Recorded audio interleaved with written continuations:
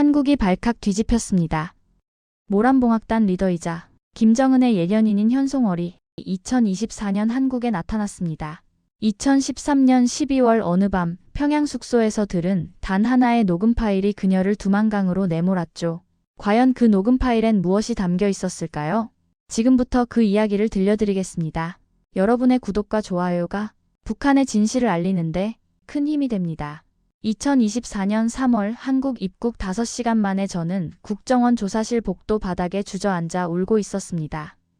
북한에서 10년이 넘도록 단 한 번도 흘리지 않았던 눈물이 그날 한꺼번에 터져나왔죠. 조사관들은 당황했습니다. 아직 본격적인 조사도 시작하기 전이었거든요. 하지만 저는 멈출 수가 없었어요. 복도에 세워진 신분 확인용 보드에 적힌 단 한 줄의 문장 때문이었습니다. 보호 대상 가족 명단 확인 중 그 순간 제 가슴속 깊은 곳에 숨겨뒀던 공포가 폭발했던 겁니다. 그날 이전까지 저는 평양에서 현송월이라는 이름으로 살았습니다. 겉으로 보기엔 화려했죠. 모란봉악단 리더 김정은의 문화정책을 대표하는 얼굴, 해외 공연에서 수령의 위대함을 전파하는 예술인. 북한 주민들은 저를 보며 속삭였습니다. 저 여자는 수령님의 특별한 사람이야. 하지만 그건 반만 맞는 이야기였어요. 특별하긴 했습니다. 다만 그 특별함이란 게 영광이 아니라 감옥에 가까웠죠. 제 주변엔 항상 국가보위성 소속 요원 2명과 정찰총국 소속 요원 1명이 붙어 다녔습니다. 이들은 공식적으론 경호원이었지만 실제로는 제 일거수일투족을 기록하는 감시자들이었어요. 아침에 눈을 뜨면 숙소 복도에 이미 서 있고 연습실로 이동하면 차 안에서 제 표정을 관찰하고 저녁에 잠들기 직전까지 제 방 옆 작은 사무실에 앉아 보고서를 작성했죠. 처음엔 무서웠습니다. 하지만 시간이 지나며 그게 일상이 됐어요. 무서움조차 느낄 여유가 없어졌던 겁니다. 2012년 어느 날 김정은이 직접 불렀습니다. 모란봉악단 창단 1년 후였죠. 금수산 태양궁전 인근 당 청사소회의실에서 만났는데 생각보다 편안한 분위기였어요. 김정은은 제게 말했습니다. 동무는 이제 우리 공화국의 얼굴이오. 해외에 나가면 어떤 말을 해야 할지, 어떤 표정을 지어야 할지 늘 생각하시오. 저는 고개를 숙이고 대답했죠. 명심하겠습니다. 그 자리에서 김정은은 제 과거에 대해선 한마디도 꺼내지 않았습니다. 오히려 아무것도 모르는 듯 행동했어요. 하지만 저는 알았습니다. 그가 알고 있다는 걸, 단지 모른 척하고 있을 뿐이라는 걸 말이죠. 그날 이후 감시는 더욱 치밀해졌습니다. 제가 누구와 통화하는지, 어떤 책을 읽는지, 심지어 악보에 어떤 메모를 남기는지까지 모두 보고됐어요. 2013년 초 저는 중국 공연 준비로 베이징을 다녀왔는데 그때 호텔 방에서 발견한 소형 녹음기를 보고 온몸이 얼어붙었죠. 북한 당국이 해외에서까지 저를 감시하고 있다는 확실한 증거였습니다. 그 순간 깨달았어요. 제가 아무리 조심해도, 아무리 충성을 다해도 언젠가는 제거될 수 있다는 사실을 말입니다. 그해 12월 제 삶에 결정적인 사건이 터졌습니다. 장성택 처형 직전이었죠. 어느 날 밤 제 숙소 앞에서 한 남자가 기다리고 있었어요. 신분을 알 수 없는 사람이었지만 저는 본능적으로 알았습니다. 이 사람이 제게 뭔가 중대한 걸 전하러 왔다는 걸 말이죠. 남자는 제 귀에 대고 속삭였습니다. 현송월 동무, 시간이 없습니다. 그 목소리엔 절박함이 묻어 있었어요. 저는 그날 밤 제가 완전히 사라져야만 하는 이유를 알게 됐습니다. 그 남자는 제 숙소로 들어오지 않았습니다. 복도 끝 비상계단 쪽으로 고개만 끄덕였죠. 저는 심장이 터질 듯 뛰었지만 최대한 침착하게 따라갔어요. 계단참에 도착하자 남자는 주머니에서 작은 녹음기를 꺼냈습니다. 손바닥만 한 크기였죠. 이걸 들으십시오. 하지만 절대 다른 사람에게 말하면 안 됩니다. 남자의 목소리가 떨리고 있었어요. 저는 이어폰을 귀에 꽂았습니다. 재생 버튼을 누르는 순간 제가 아는 목소리가 흘러나왔습니다. 장성택의 목소리였어요. 2013년 11월 어느 날 녹음된 것으로 보였죠. 원수님, 그 아이 문제는 반드시 처리해야 합니다. 현송월이 낳은 아이가 살아있다는 소문이 당 간부들 사이에 퍼지고 있습니다. 그 순간 제 손이 얼어붙었습니다. 녹음은 계속됐어요. 김정은의 목소리가 이어졌죠. 고모부, 그건 이미 처리된 일이오. 2011년에 완전히 정리했소. 하지만 장성택은 다시 말했습니다. 아닙니다. 제 정보원이 확인했습니다. 아이는 살아있고 지금 함경북도 청진의 한 고아원에 있습니다. 저는 그 자리에서 주저앉을 뻔했습니다. 2011년 김정은이 권력을 승계하기 직전 저는 평양의 한 산부인과 병동에서 아이를 낳았어요. 당시 출산 사실을 아는 사람은 국가보위성 부부장 1명과 산부인과 의사 2명뿐이었죠. 출산 직후 아이는 제 품에서 떼어졌습니다. 보위성 부부장이 말했어요. 동무의 아이는 국가가 책임지고 보호할 것이오. 하지만 동무는 이 일을 평생 입 밖에 내서는 안 돼오. 저는 울부짖었지만 소용없었습니다. 그 뒤로 13년 동안 저는 제 아이의 얼굴조차 본 적이 없었어요. 녹음은 더 충격적인 내용으로 이어졌습니다. 장성택이 말했죠. 원수님께서 그 아이를 제거하라 명령하셨지만 집행 책임자가 명령을 따르지 않았습니다. 그는 아이를 몰래 청진으로 보냈고 지금도 살아있습니다. 김정은의 목소리가 차갑게 식었어요. 누가 감히 내 명령을 거역했단 말이오. 장성택은 잠시 침묵하다 대답했습니다. 리명철입니다. 당시 국가보위성 부부장이었던 리명철이 아이를 살렸습니다. 그 순간 저는 깨달았어요. 제게 아이가 죽었다고 말했던 그 보위성 간부가 실은 제 아이를 살린 사람이었다는 걸 말이죠. 녹음기를 꺼내든 남자가 저를 쳐다봤습니다. 리명철 동지가 저를 보냈습니다. 장성택이 처형되면 다음은 리명철 동지 차례입니다. 그리고 그 다음은 남자는 말을 멈췄지만 저는 알았어요. 그 다음은 저였습니다. 김정은이 제 아이의 존재를 완전히 지우려면 저부터 제거해야 했으니까요. 남자는 다시 속삭였습니다. 현송월 동무, 지금부터 제가 하는 말만 따라오십시오. 당신을 살릴 수 있는 시간이 얼마 남지 않았습니다. 저는 그날 밤 숙소로 돌아가지 못했습니다. 남자는 저를 평양 외곽의 한 안가로 데려갔어요. 낡은 농가였지만 안은 놀랍도록 깨끗하게 정리돼 있었죠. 여기서 사흘만 숨어 계십시오. 장성택 처형이 끝나면 평양 전체가 숙청 열기로 들끓을 겁니다.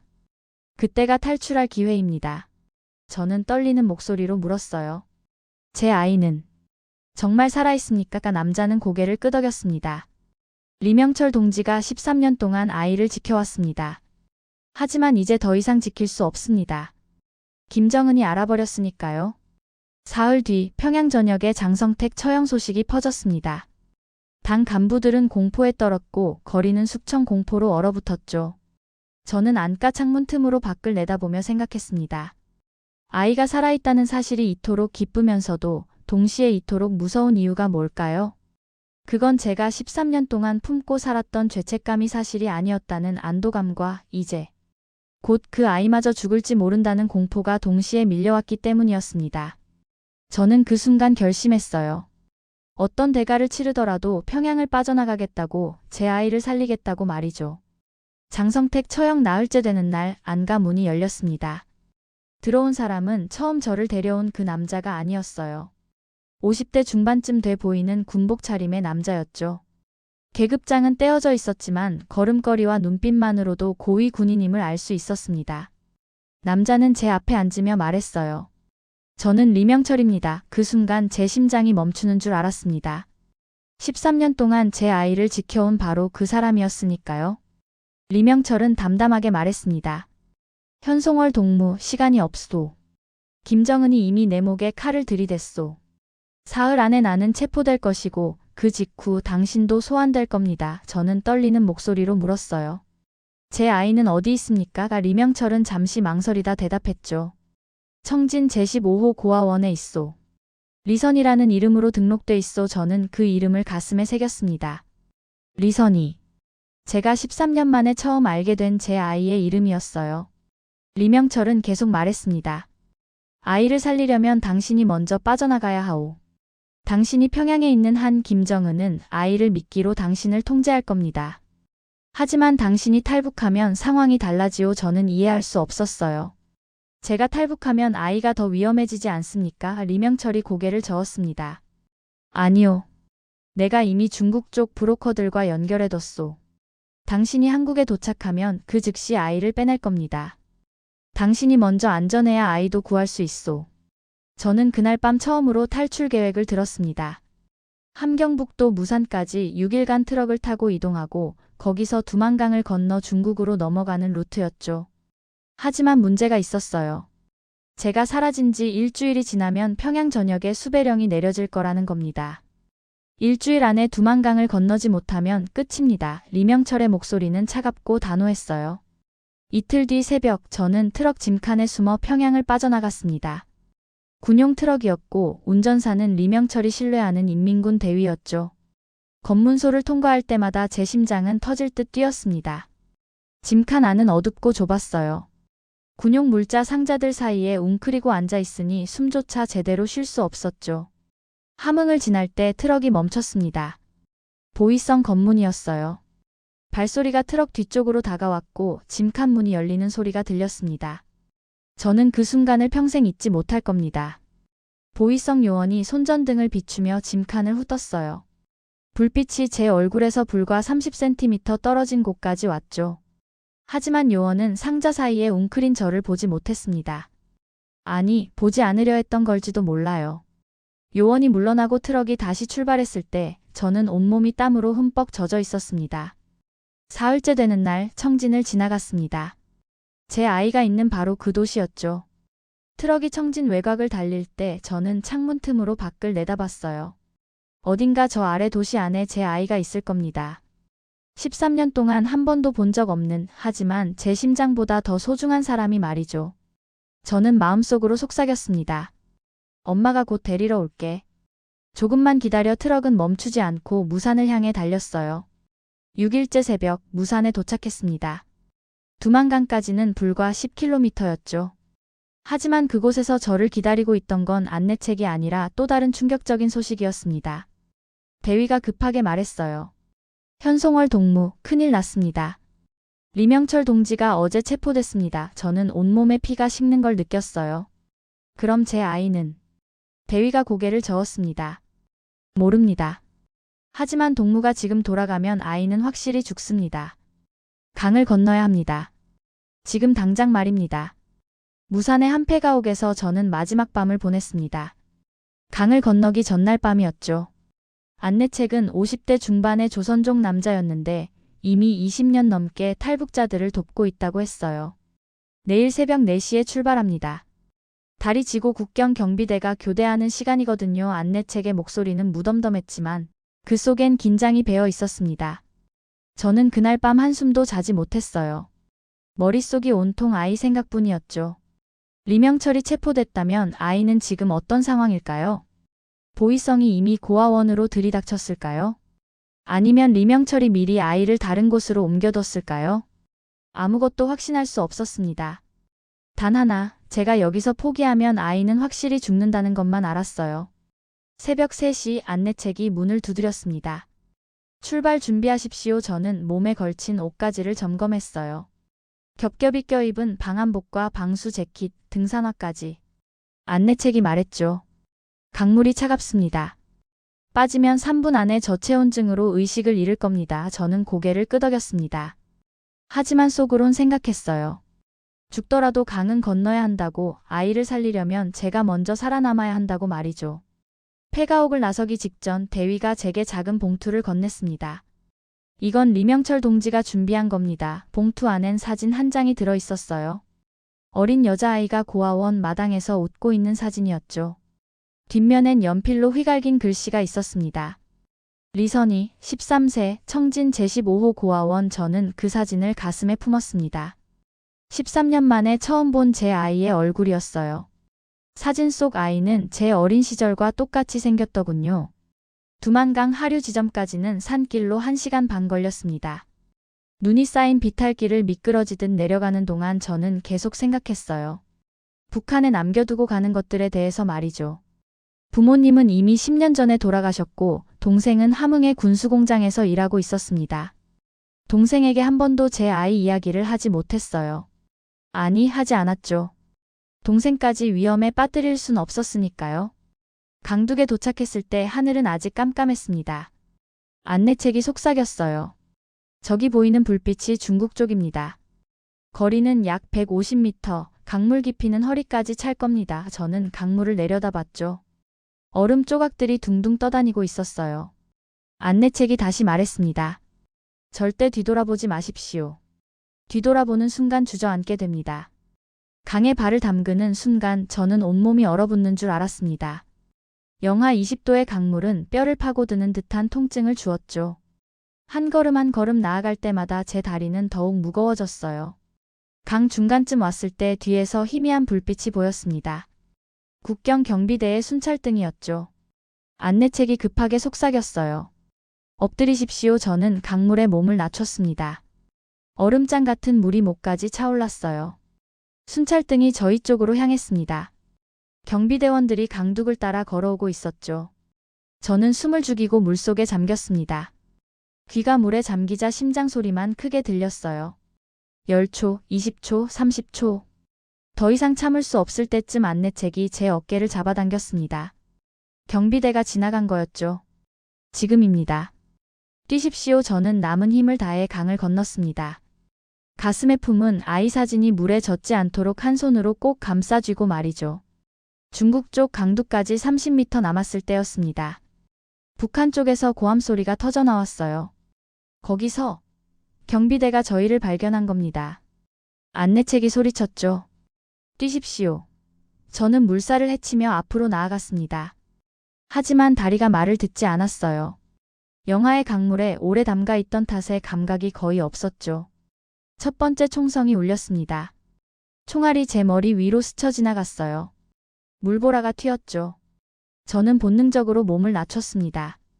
두 번째 총성, 세 번째 총성. 경비대는 계속 쏘고 있었어요. 안내책이 제 팔을 잡아 끌었습니다. 포기하지 마십시오. 하지만 그 순간 제 발이 강바닥의 얼음 조각에 미끄러졌어요. 순식간에 물속으로 빠져들었죠. 강물이 제 입과 코로 쏟아져 들어왔습니다. 물은 제가 상상했던 것보다 훨씬 깊었어요. 바닥이 느껴지지 않았죠. 저는 팔을 휘저으며 수면 위로 올라오려 했지만 젖은 옷이 발목을 잡아당기는 것 같았습니다. 그때 제 머릿속에 아이 얼굴이 스쳤어요. 사진 속에서 웃고 있던 그 얼굴. 저는 이를 악물고 다시 발버둥쳤습니다. 물 위로 고개를 내밀었을 때 안내책이 제 손을 잡았어요. 놓지 마십시오. 안내책이 저를 끌어올렸습니다. 하지만 경비대는 이미 강둑까지 내려와 있었어요. 거리가 50m도 안 됐죠. 경비대원 한 명이 소총을 겨눴습니다. 저는 그 총구를 똑똑히 봤어요. 죽음이 바로 눈앞이었습니다. 그때 안내책이 갑자기 반대 방향으로 뛰기 시작했어요. 이쪽입니다. 경비대의 주의를 돌리려는 거였죠. 경비대원들이 안내책 쪽으로 총을 돌렸습니다. 그 틈에 저는 있는 힘을 다해 중국 쪽 강둑으로 기어 올랐어요. 손톱이 돌에 긁혀 피가 났지만 느껴지지 않았습니다. 강둑 위로 올라섰을 때 뒤에서 안내책의 비명이 들렸어요. 총에 맞은 거였죠. 저는 돌아보고 싶었습니다. 하지만 안내책이 마지막으로 남긴 말이 귓가에 맴돌았어요. 절대 뒤돌아보지 마십시오. 저는 숲속으로 뛰어들었습니다. 가시나무가 얼굴을 핥히고 넘어져 무릎이 깨졌지만 멈추지 않았어요. 뒤에서 경비대의 고함 소리가 들렸지만 점점 멀어졌죠. 그들은 국경을 넘어 중국 땅까지 쫓아올 순 없었습니다. 2km쯤 달렸을 때 저는 더 이상 버티지 못하고 쓰러졌어요. 온몸이 얼어붙어 움직일 수 없었죠. 얼마나 지났을까요? 누군가 제 어깨를 흔들었습니다. 눈을 떠보니 조선족으로 보이는 여자가 서 있었어요. 정신 차리세요. 여기 있으면 얼어 죽습니다. 여자는 저를 일으켜 세웠죠. 안내책이 연락했습니다. 당신을 기다리고 있었어요. 저는 정신을 가다듬으려 애썼습니다. 안내책은 총에 맞았습니다. 여자의 표정이 굳었어요. 알고 있습니다. 그 사람이 마지막으로 보낸 문자에 당신 위치가 적혀 있었어요. 여자는 저를 낡은 승합차에 태웠습니다. 차 안엔 담요와 마른 옷가지들이 준비돼 있었죠. 옷을 갈아입으세요. 그리고 이걸 드세요. 여자가 건넨 건 뜨거운 옥수수죽이었어요. 저는 떨리는 손으로 죽을 받아 마셨습니다. 몸속으로 온기가 퍼지며 비로소 제가 살아있다는 게 실감났죠. 하지만 동시에 안내책의 마지막 비명이 귓가에서 떠나지 않았습니다. 지금부터 한 달 동안 중국 곳곳을 옮겨 다닐 겁니다. 여자가 운전하며 말했어요. 북한 보위성이 중국 공안과 협력해서 탈북자들을 잡아들이거든요. 한 곳에 오래 머물면 위험합니다. 저는 고개를 끄덕였죠. 그리고 조심스럽게 물었습니다. 제 아이 소식은 들으셨습니까? 여자가 백미러로 저를 쳐다봤어요. 아직 소식이 없습니다. 하지만 연락이 오는 즉시 알려드리겠습니다. 한 달 동안 저는 연길, 심양, 대련을 거쳐 칭다오까지 이동했습니다. 매번 다른 집, 다른 사람들이었죠. 어떤 날은 공장 기숙사에 숨어 지냈고 어떤 날은 농가 헛간에서 잤습니다. 그 기간 동안 제 아이 소식은 단 한 번도 오지 않았어요. 저는 매일 밤 사진을 꺼내 들여다봤습니다. 물에 젖어 색이 바랜 사진 속에서 아이는 여전히 웃고 있었죠. 칭다오에서 한국행 밀항선에 올랐습니다. 컨테이너선 화물칸에 숨어 사흘을 보냈죠. 어둠 속에서 엔진 소음만 들리는 공간이었어요. 함께 탈북한 사람이 5명 더 있었지만 아무도 말하지 않았습니다. 각자 자신의 두려움과 희망을 안고 침묵 속에 앉아 있었죠. 인천항에 도착했을 때는 새벽이었습니다. 컨테이너 문이 열리고 한국 경찰과 국정원 요원들이 들어왔어요. 모두 나오십시오. 안전합니다. 저는 떨리는 다리로 밖으로 나왔죠. 그때 본 한국 땅의 불빛들을 평생 잊지 못할 겁니다. 자유의 땅이라고 했지만 저는 아직 자유롭지 않았어요. 제 아이가 어디 있는지 모르는 한 말이죠. 국정원 보호시설로 이송됐습니다. 서울 외곽의 한 건물이었는데 겉으로 보기엔 평범한 아파트 같았어요. 하지만 안은 완전히 달랐죠. 조사실, 의료실, 상담실이 갖춰져 있었습니다. 제일 먼저 건강검진을 받았어요. 의사가 말했죠. 두만강에서 동상 걸린 발가락 2개는 치료가 필요합니다. 하지만 저는 그게 중요하지 않았습니다. 입국 5시간째 본격적인 신원 조사가 시작됐습니다. 조사관 2명이 들어왔어요. 현송월 씨, 천천히 말씀해 주십시오. 평양에서의 생활부터 시작하겠습니다. 저는 최대한 침착하게 대답했죠. 모란봉학단 활동, 김정은과의 관계, 탈북 경위까지. 하지만 아이 이야기는 꺼내지 못했습니다. 어떻게 시작해야 할지 몰랐어요. 2시간째 조사가 이어지던 중 조사관이 서류 뭉치를 꺼냈습니다. 현송월 씨와 관련해서 이미 한국에 입국한 인물들이 있습니다. 보호대상 가족 명단을 확인하시겠습니까? 그 순간 제 심장이 미친 듯이 뛰기 시작했어요. 저는 떨리는 손으로 서류를 받아들었죠. 명단을 훑어내려가는데 손이 멈추지 않았습니다. 명단 어디에도 리선이라는 이름은 없었습니다. 저는 다시 처음부터 읽었어요. 한 글자도 놓치지 않으려고 천천히 확인했죠. 하지만 결과는 같았습니다. 제 아이는 명단에 없었어요. 조사관이 조심스럽게 물었습니다. 현송월 씨, 괜찮으십니까? 저는 대답하지 못했죠. 목구멍에서 말이 나오지 않았습니다. 제 아이가. 저는 간신히 입을 열었어요. 리선이라는 이름으로. 청진 제15호 고아원에 있었습니다. 조사관들이 놀란 표정으로 저를 쳐다봤죠. 아이가 있으셨습니까? 저는 고개를 끄덕였습니다. 그리고 가슴에서 사진을 꺼냈어요. 물에 젖고 찢어진 그 사진을 말이죠. 13년 동안 만나지 못했습니다. 조사관 한 명이 급히 방을 나갔습니다. 나머지 조사관이 말했어요. 현송월 씨, 진정하십시오. 지금 확인하겠습니다. 하지만 저는 진정할 수 없었습니다. 명단에 아이가 없다는 건 무슨 의미일까요? 아직 북한에 있다는 걸까요? 아니면 이미. 저는 생각하고 싶지 않았어요. 10분 뒤 조사관이 돌아왔습니다. 표정이 무거웠어요. 현송월 씨, 청진 제15호 고아원은 지난달 보위성의 급습을 받았습니다. 리명철과 연관된 아이들을 색출하는 과정이었다고 합니다. 제 눈앞이 캄캄해졌습니다. 제 아이는 어떻게 됐습니까? 조사관이 잠시 망설이다 대답했죠. 소재를 파악 중입니다. 하지만 북한이 먼저 움직인 것 같습니다.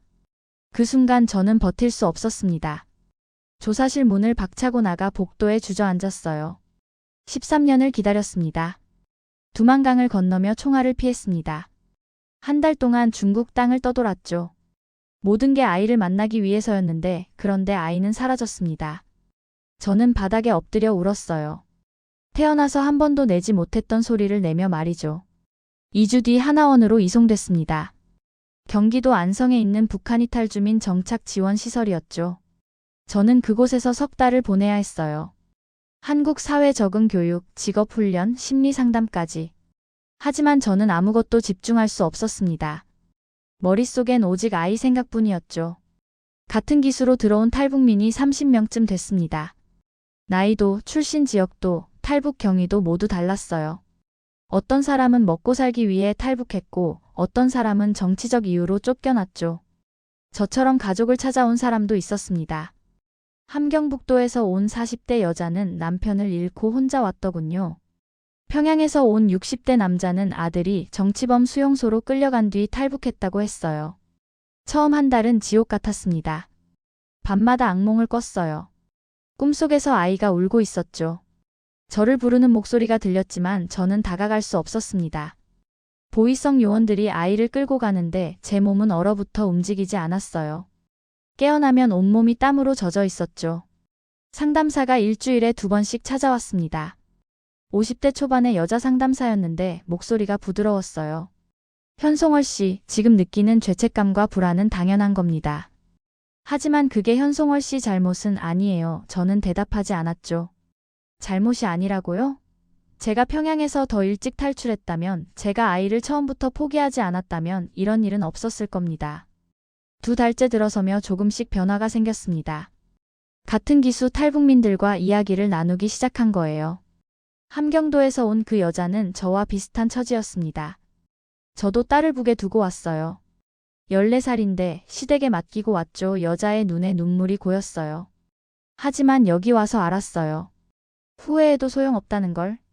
이제 할 수 있는 건 앞으로 나아가는 것 뿐이라는 걸요. 저는 그 말을 곱씹었습니다.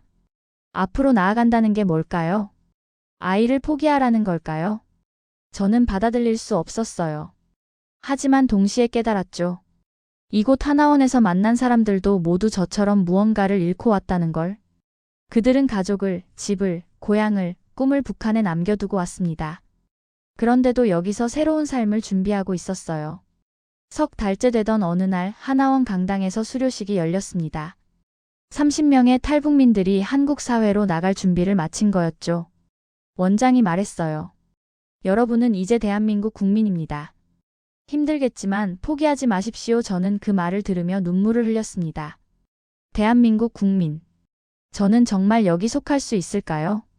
수료식이 끝나고 짐을 정리하던 중 하나원 직원이 저를 찾아왔습니다. 현송월 씨, 국정원에서 연락 왔습니다. 지금 방문하신대요. 제 심장이 다시 뛰기 시작했어요.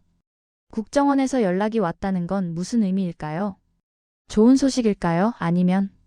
저는 떨리는 다리로 면회실로 향했습니다.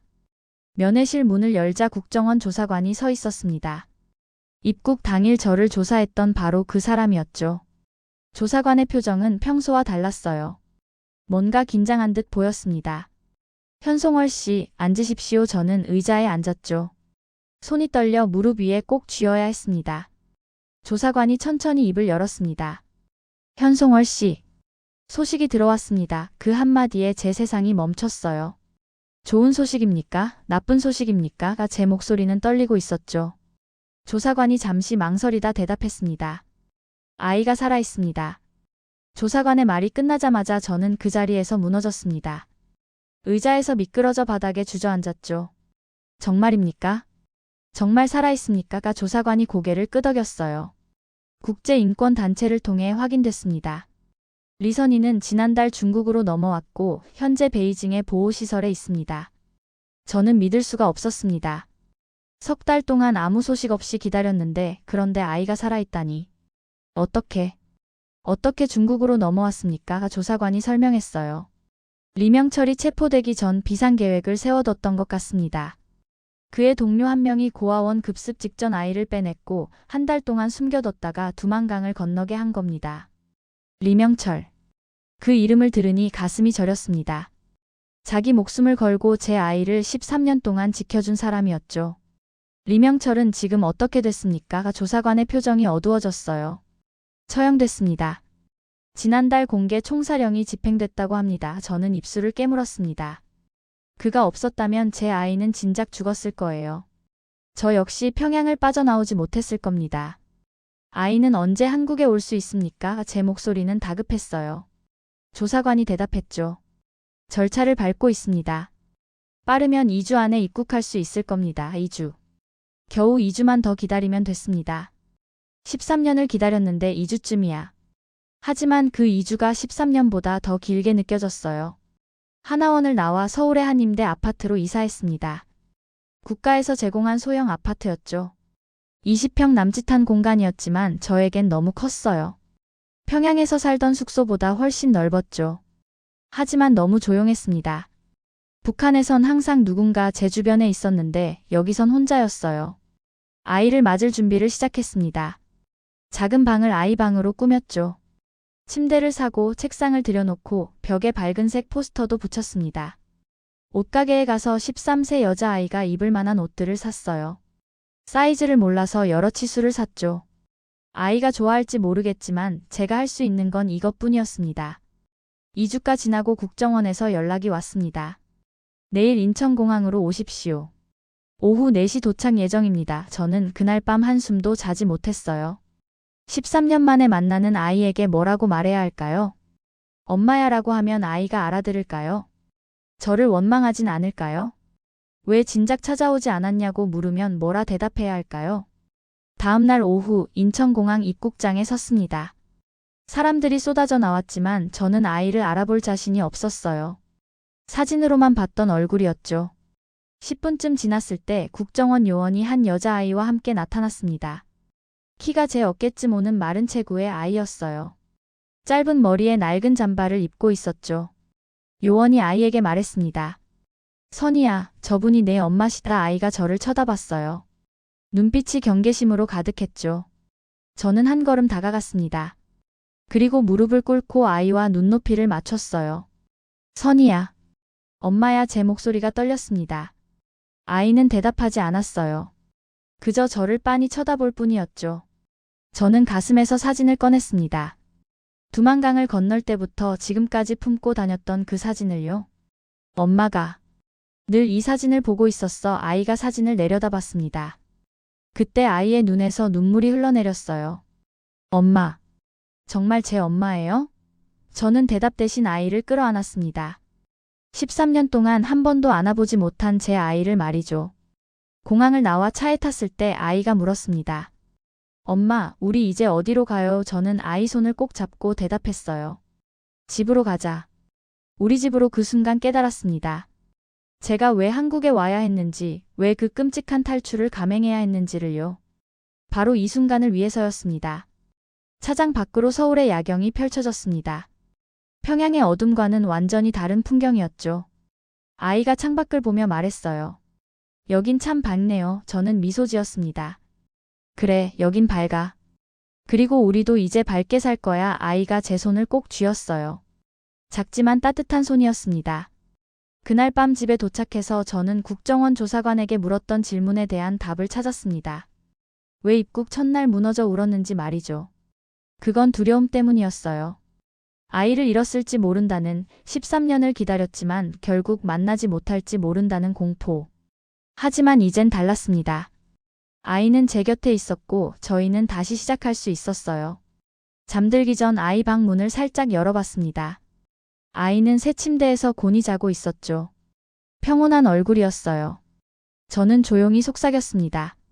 선이야, 이제 엄마가 지켜줄게. 가슴 펴고 살자. 그리고 문을 닫으며 다짐했죠. 더 이상 숨지 않겠다고, 더 이상 두려워하지 않겠다고 말입니다.